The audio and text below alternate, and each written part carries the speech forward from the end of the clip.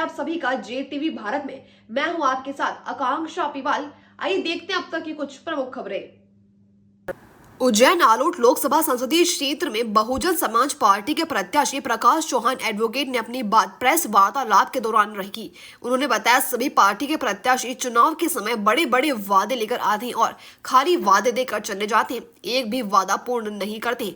लेकिन इस बार जनता हमें चुने। जिस प्रकार मैडम मायावती की सरकार उत्तर प्रदेश में जो उत्कृष्ट कार्य किया, जैसे बेरोजगार को रोजगार, उच्च कोटि की शिक्षा, किसान की आय में वृद्धि, शुद्ध पेयजल, सभी धर्म में एकता, समरसता, भाईचारा कायम किया, बड़े बड़े उद्योग का निर्माण करवाकर रोजगार का अवसर प्रदान किया, कानून व्यवस्था को दुरुस्त किया, महिलाओं की सुरक्षा के लिए कानून बनाए गए थे और उसका सख्ती से पालन कराया गया। बहुजन समाज पार्टी के प्रत्याशी प्रकाश चौहान ने बताया वही कार्य यदि जनता चुनकर मैदान में लाती है तो करने में लापरवाही नहीं करेंगे तथा पुलिस कर्मचारी अधिकारियों को अनुशासन के नाम पर शोषण करते हैं उनको रोकना, एक दिन का अवकाश उपलब्ध कराना तथा समय समय पर उनका वेतन भत्ता पद्धति का विशेष ध्यान रखा जाएगा।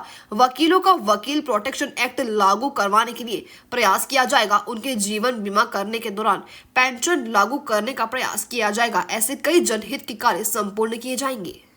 सर बताइए क्या है? सबसे पहले मुझ प्रकाश चौहान एडवोकेट को बहन कुमारी मायावती जी ने उज्जैन आलोट संसदीय क्षेत्र से प्रत्याशी घोषित किया है। मैं उनका तहे दिल से साधुवाद करता हूं और हमारे प्रदेश के प्रदेश अध्यक्ष पिप्पल साहब, भोपाल इंदौर जोन के प्रभारी DP चौधरी साहब, वंशिकार जी का भी मैं हमारी पूरी उज्जैन यूनिट बहुजन समाज पार्टी उनका आभार व्यक्त करती है। क्या मुद्दे हैं आपके? हमारे मुद्दे यही है कि 10 वर्षों से भारतीय जनता पार्टी की सरकार केंद्र में और राज्य में स्थापित है और वो सरकारें इसलिए आई थी कि इस देश के युवाओं को रोज़गार देगी, एक वर्ष में 2 करोड़ लोगों को रोज़गार देगी। परंतु आज हम देखते हैं कि एक वर्ष में 2 करोड़ रोज़गार न देते हुए एक वर्ष में 2 करोड़ रोज़गार छीनने का काम किया है। शिक्षा में हम देखते हैं कि शिक्षा को तहस-नहस कर दिया गया है और उसी शिक्षा से आज पेरेंट्स के अंदर बच्चों को पढ़ाने के लिए अवसाद की स्थिति उत्पन्न हो रही है, क्योंकि उनके पास रोज़गार नहीं है, अच्छी शिक्षा नहीं है और पेरेंट्स अपना सब कुछ बेचकर बच्चों को शिक्षित करते हैं, पढ़ाते लिखाते हैं, लेकिन अंततः उनको बेरोजगार होकर जीवन जीना पड़ता है और उसकी परिणति ये होती है कि उन्हें आत्महत्या करना पड़ता है। यदि उज्जैन आलोट क्षेत्र की जनता बहुजन समाज पार्टी पर भरोसा करती है और हमें मौका देती है तो हम बहुजन समाज पार्टी की अध्यक्षा, 4 बार की मुख्यमंत्री बहन कुमारी मायावती जी ने जो उत्तर प्रदेश में जो उत्कृष्ट कार्य किए हैं, हम उसको यहाँ पर लागू करने का प्रयास करेंगे और किसानों की आय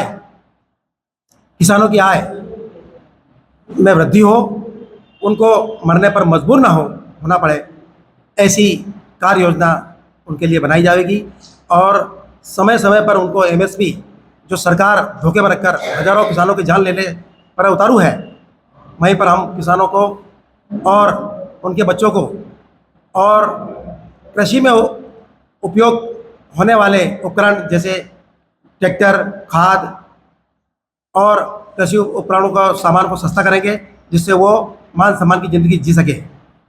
और मैं और बताना चाहता हूँ कि हमारे पुलिस विभाग के कर्मचारी अधिकारी जो क्लास 1 अधिकारी उनका शोषण करते हैं, अनुशासन के नाम पर उनकी ज़िंदगी तबाह कर दी गई है और कांग्रेस बीजेपी सरकारों ने आज तक कभी भी पुलिस में रिफॉर्म का कार्य नहीं किया गया। आज उनकी स्थिति ऐसी हो गई है कि उनके बच्चों को वो कभी संभाल नहीं पाते, देख नहीं पाते। उनके बच्चे शिक्षा प्राप्त आधी अधूरी करके छोड़ रहे हैं और न तो उनको एक दिन की छुट्टी मिलती है, न उनको अवकाश मिलता है और इस प्रकार पुलिस परिवार के जो लोग हैं वो अवसाद की ज़िंदगी जी रहे हैं।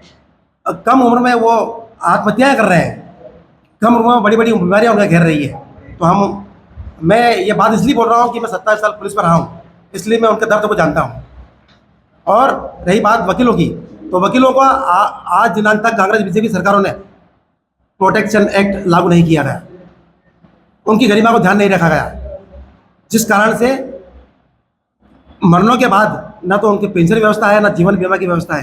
तो हम ये भी व्यवस्था है, अगर उज्जैन आलोट क्षेत्र की जनता यदि हमें मौका देती है तो हम बहन जी के द्वारा जो किए गए कार्य उसको ज़मीन में उतारने का काम करेंगे।